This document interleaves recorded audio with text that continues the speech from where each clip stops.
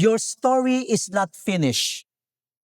God's plan does not depend on your speed, but on His perfect timing.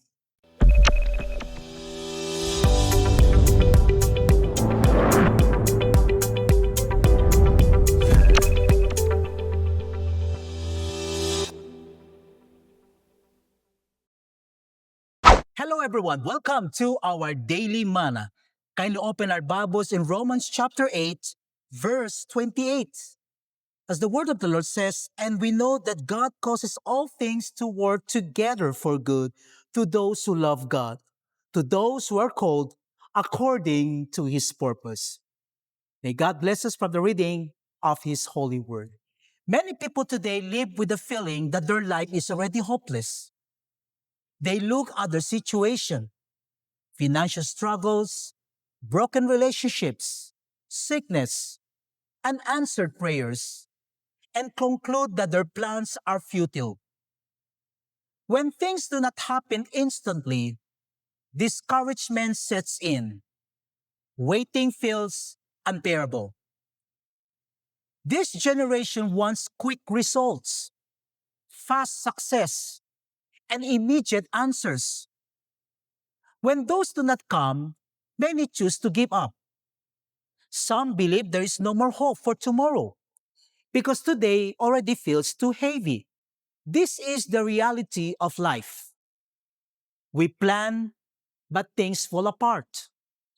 We try our best, yet doors close. We pray, but answers seem delayed.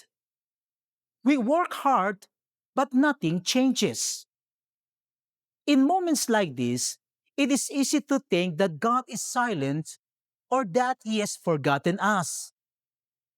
But in the book of Romans chapter 8 verse 28 reminds us of a powerful truth. God is still working even when we cannot see it.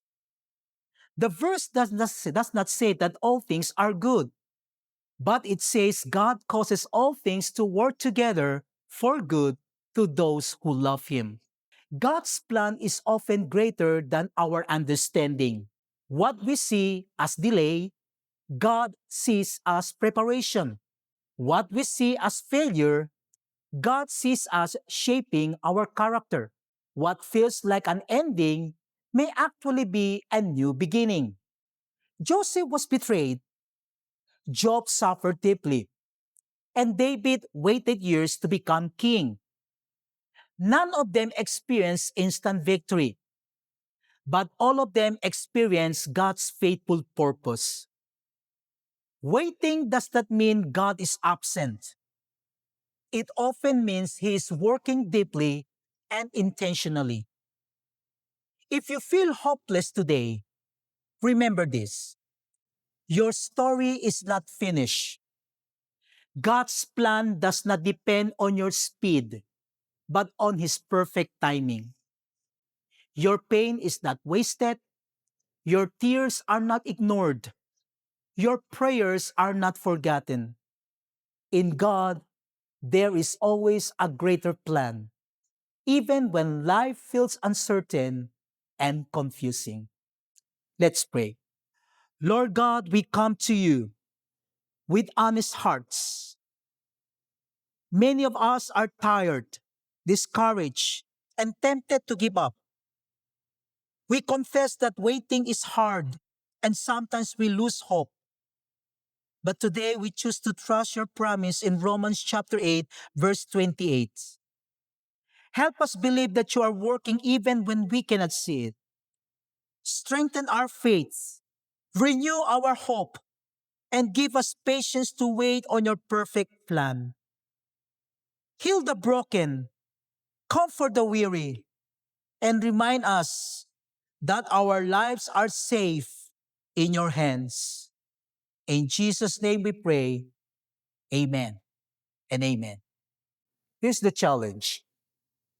Refuse to believe that your life is hopeless. Hold on to God's promise and wait with faith, knowing that His plan is always greater than your pain. God bless everyone and shalom.